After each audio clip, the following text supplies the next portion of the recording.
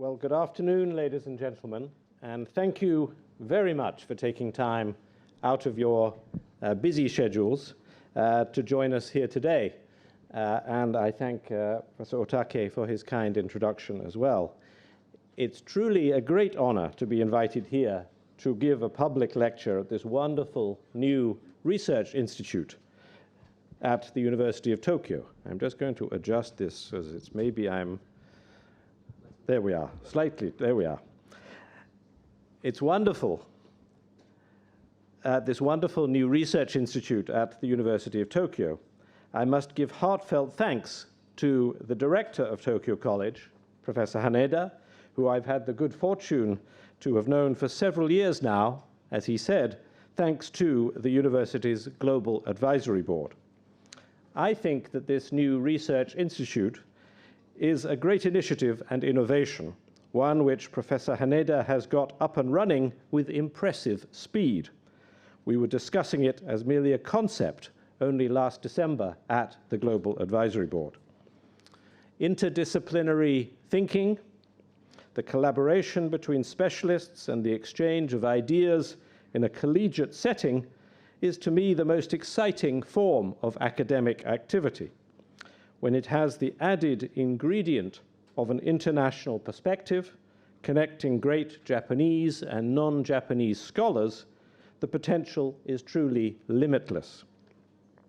I sincerely believe that this new Tokyo College could grow to become one of the great hubs of new knowledge and new ideas in the academic world in coming years, as well as leading in the effective communication of those ideas to the wider public. As a journalist and writer, I have always valued especially the chance to cross disciplines, to bring together ideas and insights from politics and economics, from scientific fields, from psychology and many others, to form an honest and, I hope, helpful analysis of current events and trends. Moreover, I have always tried to bring into this analysis a comparative international perspective, using empirical data and institutional realities of other countries in order to cast light on whatever country or topic I am trying to understand and to explain. It has been a particular pleasure and privilege to have had the opportunity to apply this approach now for more than 35 years to your country, to Japan, first as a foreign correspondent for The Economist and later as an author. I look at Japan, therefore, always as an outsider, but certainly a fascinated outsider, one who is full of affection and concern for your country and its future. I write also as a long-distance outsider, one who lives in Europe, but who visits Japan several times every year.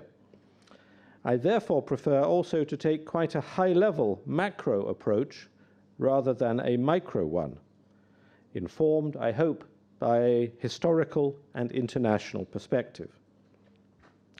Today, I'm going to talk about the topic of my forthcoming book, a flyer for which you may have been given when you arrived. I apologize for this marketing exercise, but I had originally expected that the book would already have been published by now. These flyers are, of course, a poor substitute for the real book, and I apologize that they contain my photograph on both sides of the paper. Put simply, the book is about Japanese women and their significance for the future of Japan. The idea for the book arose when, after a long and enjoyable conversation with two Japanese women on a boat in Norway, my wife, who is here in the audience today, commented to me that, "You've never really spoken to Japanese women, have you?" she said. What she meant was that in my 35 years of writing about Japan, almost all of the experts, politicians, or business people I had interviewed had been men. This started me thinking. I have a long-term ambition of researching and writing a history of post-1945 Japan, exploring and explaining for myself many of the themes I've written about in my journalism and books. but I could hardly do such a project without taking into account the views and lives of half of the Japanese population, could I? So perhaps, I reasoned, it could be a good idea to start that work with a book project about contemporary Japanese women. But this also started me noticing. I noticed that something seemed to be changing. Women were, step by step, becoming more prominent. The data showed that they were becoming far more important in the labor market. Role models for the next generation were beginning to appear. I therefore wanted to try to understand what was happening and how significant it might be. Yet also, to be properly understood, I realized that this emerging phenomenon needs to be seen in a broader economic and social context. That context is one about productivity, about human capital, about changing social norms, about demography, of course, and much more, all of which are vital for the present and future of Japan. So my new book is not simply about Japanese women. It is actually about the fate of Japan, about what sort of factors could determine whether the country's future over the coming few decades can be prosperous and socially stable, rather than being economically troubled and perhaps even unstable and socially divided. So that is also my topic for today. I will try to offer some glimpses into the future of your great country, in which I will argue that the key difference between success and failure, or strength and weakness, will substantially be determined by what role women succeed in taking, and by how much hitherto male-run organizations adapt their ways of doing things to facilitate a greater role for women. Now, it is always difficult to talk about the future. So my first way to meet this challenge is to look backwards rather than forwards. For we need to understand where we have come from and where we stand now before we can have an idea about what might happen in the future.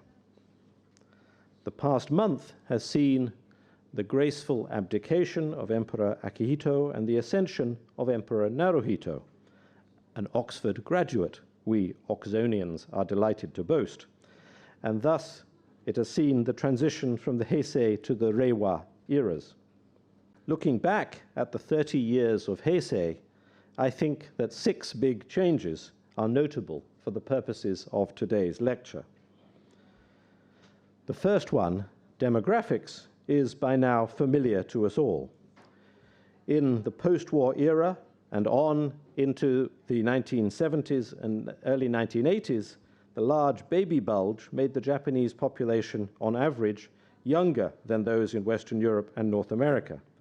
But now, Japan's population is among the world's oldest. This was 1985.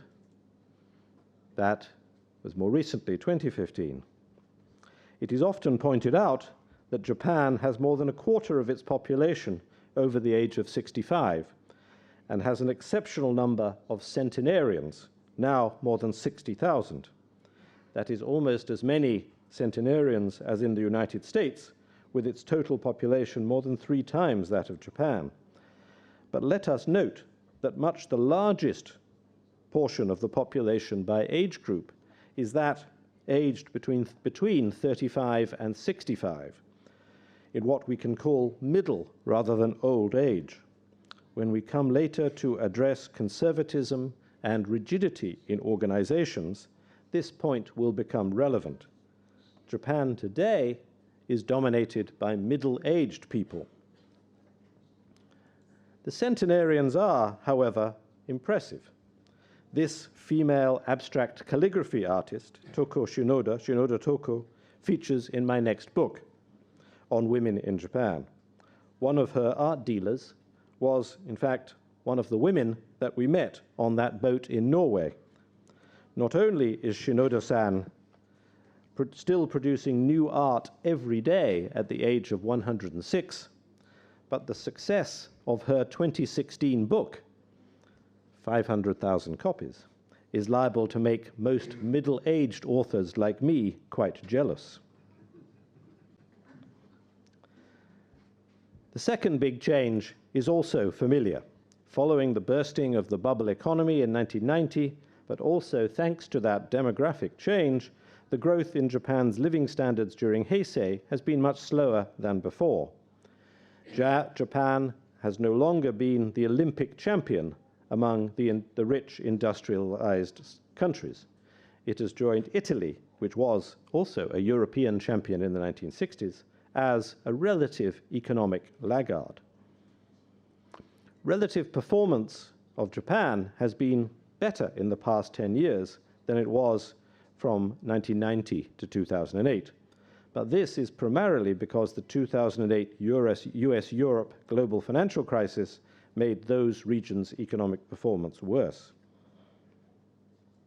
Also, however, the composition of economic activity has changed. Manufacturing, monozukuri, remains more important in Japan's economy than it does in Britain, France, or the United States, although less so than it is in Germany or Switzerland. But service industries have meanwhile become more important as sources of wealth, exports, as here, and employment. And that change makes human capital for creativity, ideas, omotenashi, and other soft characteristics more important than ever. This rise in service jobs has helped to accelerate what I would argue has been the single most important social and economic phenomenon of the Heisei period, at least the most important negative phenomenon. This is the emergence of a deeply divided dual labor market, divided between those enjoying secure jobs on permanent full-time contracts and those having to endure a much more insecure working life on short-term and part-time contracts, known generally as non-regular. As the chart shows, the rise in non-regular, insecure work has been dramatic, from around 20% of workers in 1990 to almost 40% today. Along with that growth of non-regular jobs, so there has been some decline in the rate of accumulation of skills and experience while in work, what economists call human capital. This is because the previous dominant culture of training and skill development, while belonging closely to a single organization, has also declined, at least for men on non-regular contracts. Women never enjoyed that culture before in any case. All around the world, productivity or value added by workers has recently been growing much more slowly than before. This is despite being in the midst of a period of rapid technological innovation, especially in information communication, artificial intelligence, and energy. The Nobel Prize winner Robert Solow famously commented way back in 1987 that you can see the computer age everywhere but in the productivity statistics. And this Solow paradox, as it became known, applies even more to today. The slowdown in productivity growth has happened all over the world. But as this chart from the OECD shows, the slowdown has been particularly sharp in Japan, shown in red. The sharpness of the slowdown may in part reflect the fact that in the earlier periods, in the 1980s and 1990s, productivity growth in Japan was unusually rapid. But it is nevertheless a surprising and important trend. It is surprising to see productivity growth so slow, given the country's very low level of unemployment, given the high quality of its education system, and given that there is now a severe shortage of labor. I think that there is a clear connection between slower productivity growth and the new duality in the labor market, which has harmed the retention and development of human capital. At the same time, there has been a social consequence. The rate of marriage has declined and is now no longer the almost universal social choice that it was in the 1970s and 1980s. This is often caricatured as being supposedly caused by women deciding they do not want to submit themselves to marriage. But as this data shows, the proportion of men who reach the age of 50 without ever having been married is even higher than for women. The factors behind a nation's birth rate are complex and very hard to determine, but I'm nevertheless convinced that this rise in insecurity in the labor market for both men and women has been a significant factor, both in the decline of marriage and in the exceptionally low birth rate. The formation of a family requires financial security, which has not been possible for anyone stuck in non-regular employment during their prime marriageable years. And that, let us remember, means 40% of employees, double the proportion in the 1980s. There has, however, meanwhile been another very important social and economic phenomenon happening, this time of a far more positive nature. That is the huge increase in the proportion of female high school graduates choosing to go on to full four-year university courses rather than the two-year junior colleges that were typical in the past. As this chart shows, the gender gap in tertiary education has narrowed considerably since the 1980s. Japan remains unusual among developed countries in having fewer female undergraduates than males, but at nearly 50% of 18-year-olds, the number has nevertheless risen dramatically. It is often noted that this country has fairly few women occupying leadership positions, whether in politics, the private sector, or indeed universities. And this is true. But against that point, we must also recall that hierarchies here are generally ordered by age and seniority far more than elsewhere. So the low level of women in leadership positions today partially reflects the huge gender gap in education during the 1980s, the decade when today's leaders were coming of age. It does not necessarily foretell the future. At the same time, Japan's female labor force participation rate has also risen substantially, overtaking that in the United States a couple of years ago. It is now also higher than in the euro currency area as a whole, but it remains lower than in some individual European countries, such as Britain, France, Sweden, and Germany. Actually, Britain, France, and Germany. Britain and Germany, whereas France is slightly lower, as this chart shows. The entry of women into work, often part-time and non-regular, has occurred in parallel with a rise in the number of retired people who re-enter work. About 20% of Japanese over the age of 65 are in work, compared with just 4% in Italy, for example. The OECD reports that, in surveys, more than 70% of Japanese seniors say they would like to work beyond retirement age. The result has been that, despite a slow decline in the overall population, the number of people in employment has actually risen quite sharply over the past 5 years. These 6 key changes during the Heisei decades have produced a society in which more people feel financially insecure than before, despite very low levels of unemployment. It is nevertheless a society where social cohesion remains high by comparison with the USA or many European countries, but one in which the rate of marriage and of family formation has declined, albeit from a high level. It is a society in which human capital is the only natural resource, but also one in which productivity growth has fallen to among the rich world's slowest rates. But, and I believe very significantly, it is a society in which families and their daughters graduating from high school in the 1990s and beyond decided that it was, after all, worthwhile to attend a full 4-year university course. This occurred amid a large general expansion in access to tertiary education for both men and women. This means there is a new wave of university-educated women working their way through organizations of all kinds, who are now in their 20s, 30s, and 40s. And this is a society in which, at long last, there is clearly a shortage of labor in terms of numbers and of talent, and in terms of skills. This set of ailments and of new forces combine, in my view, to define an agenda for the future of Japan. And I place the role of women at the center of that future.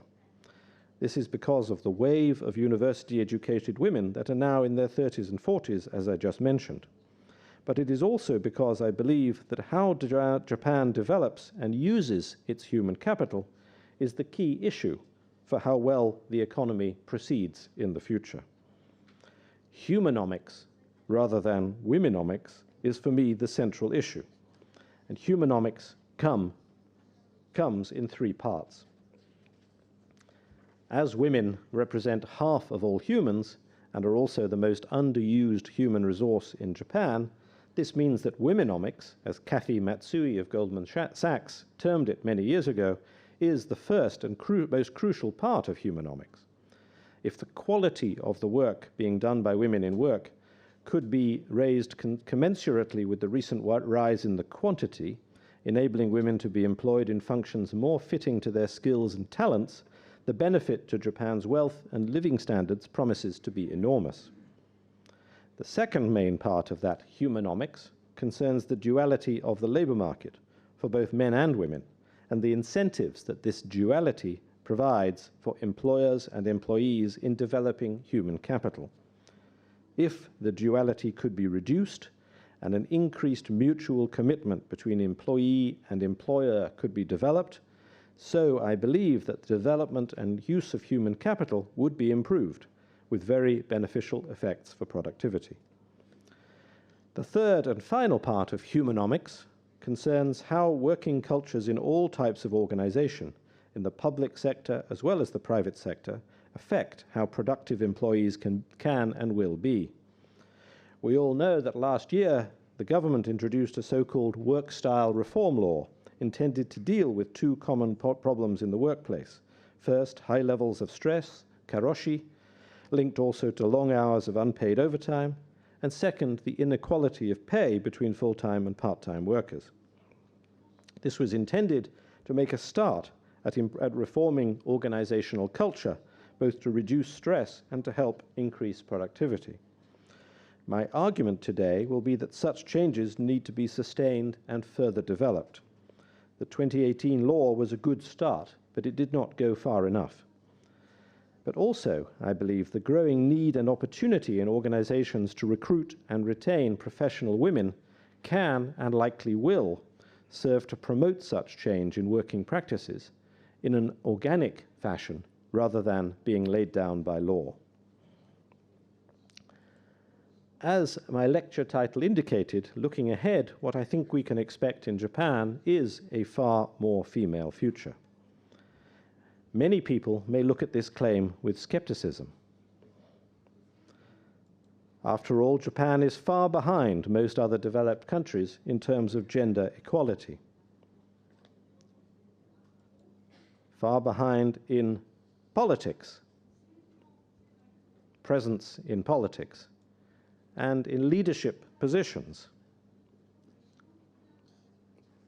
always marked red by the OECD. And on corporate boards, the share of female seats on corporate boards. And most recently, notoriously, in medicine. In many European countries, medicine is a field in which women have made rapid advances towards equality, and even, as this chart from the OECD shows, well beyond a 50% share of doctors. The highest proportions of female doctors are in the Baltic states, Central Europe, and some Scandinavian countries. There on the right-hand side of this chart. Those with very good eyesight will be able to see that Britain is almost exactly on the OECD average, at just below 50%. As Professor Ueno emphasized in her famous speech that Haneda Sensei mentioned at your entrance ceremony last month, the situation is very different in Japan. As she highlighted, following the scandal of admissions manipulation at Tokyo Medical University, a survey by the Education Ministry revealed that the admittance ratio of female applicants has been much lower than for males across many medical schools, but not, she noted, the University of Tokyo. This is no doubt why, as the chart here shows, the share of female doctors in Japan is by far the lowest in the OECD, at only 20%. Of course, the reason is in part simple male prejudice, as also used to be the case in European countries. But the other reason which must be noted and learned from is systemic rigidity, an unwillingness to adapt recruitment and employment systems to cope with or take advantage of a new reality, namely the vastly increased supply of educated and talented women. It is not only in medicine, as you know.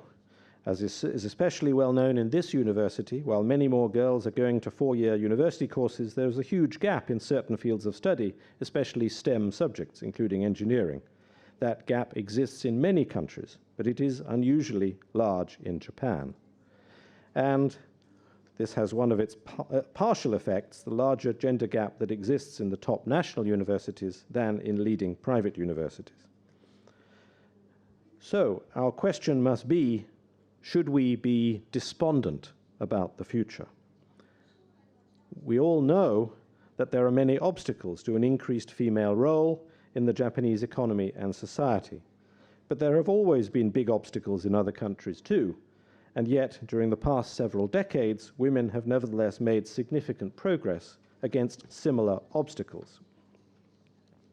Based on the greatly increased number of female professionals who have emerged from university in the past 20 years, and the increasing pressure of labor shortages and a real difficulty for organizations to recruit and retain the talent they need, I think that we can expect women also to make much greater progress over the next decade or more, despite the many obstacles. What could be done? What could make a difference to the speed and depth with which this could happen? One necessary requirement is role models to encourage future generations and provide confidence. For my book, I tried to look for such role models in many areas of work and life, and it was clear to me that plenty already exist. As a long-distance outsider, even one working with a research assistant here in Tokyo, I naturally depended heavily on finding role models who had appeared in the Japanese media. It seemed to me that there was plenty of choice and quite a lot of good media exposure. So here are some of the examples I chose. Higuchi Hiroe, the executive chef at Ise-shima, who cooked for Barack Obama and Angela Merkel at the 2016 G7 summit. Ogawa Michiko, Panasonic's first female executive board member, who is also a jazz pianist. Of course, Koike Yuriko, who I first met about 30 years ago as a fellow journalist. And on the right, Ishizaka Noriko, who runs her family waste processing business in Saitama. Mitarai Tamako, who started a business selling expensive custom-made sweaters from Keisenuma following 3/11. Baba Kanoko, who started a pioneering business recycling school uniforms. Nishimoto Tomomi, the orchestra conductor. Hayashi Chiaki, who has a systems design startup in Shibuya. And from an older generation, Miyoshi Mari, who is Japanese ambassador in the country in which I now live, Ireland. And in fact, Ambassador Miyoshi's career helps to bring the story of change alive. When she graduated from the University of Tokyo in 1980, she became the only female recruit in that year to the diplomatic track of the foreign ministry out of 28. In the 2016 intake, 10 of the 28 were women. So change is flowing through the Gaimosho. And young ambition and talent can rise, especially in a new economy business like Rakuten. Kono-san is another of my role models. There are exceptions to the rule that you need to follow the seniority path. An agenda for change is already clear. The question is about the will to implement it, over the objections of incumbent interests and in the face of great organizational rigidity. To me, the biggest single need for further public policy reform lies in the connected areas of labor contract law and the taxation of married couples. Last year, Prime Minister Abe said he was determined to abolish the use of the name non-regular, and that is absolutely the right ambition. Yet, the 2018 law, like its predecessor reforms, does not go far enough towards providing greater security for employees on contracts that are not permanent. What is needed is greater clarity in law for the terms of contracts that include pre-agreed severance payments and allow pension rights to become portable. Such a middle way between fully permanent and fully insecure contracts would serve to renew the incentive on companies to invest in training and facilitate mid-career movements between employers, an option that can be particularly useful for women. Abolition of the spousal deduction, really a marriage tax, would also help greatly. The current tax and social security rules serve to trap many women in low-paid part-time work. If we see either of those reforms happening in the coming years, we should then become a lot more optimistic. Yet actually, many of the changes that are most necessary are ones inside organizations. They can occur without legislation, but depend on executive leadership and recognition of what needs to be done. Employment systems and corporate cultures are rigid and notoriously slow to change. Promotion based on seniority, lifetime employment, and mandatory retirement at age 60, all prominent features of the old model, have declined in recent years, but only slowly. The dominant middle-aged male portion of the population that we saw earlier still benefits from that model. Our test, equivalent to the one I just set for public policy, should be whether we see considerable numbers of companies and organizations of all types, big and small, changing their human resources and promotion management rules and principles. At the risk of oversimplification, the old rules and principles amounted to the notion that as an employee, principally male, was expected to be loyal for life and so would receive both care and development from the employer, so that person had to be prepared to make many sacrifices, such as accepting postings at will, such as serving a long and often boring apprenticeship, such as long hours working with and socializing with the boss, and such as being paid for many years less than their work was worth. In return, promotion by seniority and ultimately high pay in middle to senior positions has been the reward. Along with this way of organizing things came the sharp division made at the time of recruitment between Sogo Shoku and Ippan Shoku employees, between management track and administrative track. Once judged meant permanently judged. It has been an effective human resources model, but not a flexible one. And what is going to be needed now and in the future is a move to a more creative and flexible approach so as to motivate and retain skilled, often female staff. Research by Goldman Sachs, published in their latest report on womenomics a few weeks ago, shows that Japanese companies with a high ratio of women in executive roles show faster sales growth and higher returns on equity than others. We cannot know whether this is correlation or causation, but the more that evidence of this record becomes known, the more I think that the case of change will become accepted. There are plenty of examples of such change happening. The issue is whether this is going to become the norm anytime soon. It is impossible to predict, but it is already clear that awareness of the issue in 2019 is hugely greater than it was 5 or 10 years ago. Universities, as I indicated on the last slide, will also have to play their part, both as employers and as educators. It may happen slowly, and perhaps that is for the best, but one thing I hope will emerge is the gradual disappearance of the distinction between women's universities and the rest. This seems to me to be understandable in terms of the past, but if it persists in the future, it will serve to preserve inequality and separate treatment. One factor that I believe will serve to accelerate the process is the arrival at leadership ages of women who entered work in the 1990s in much larger numbers than in previous generations.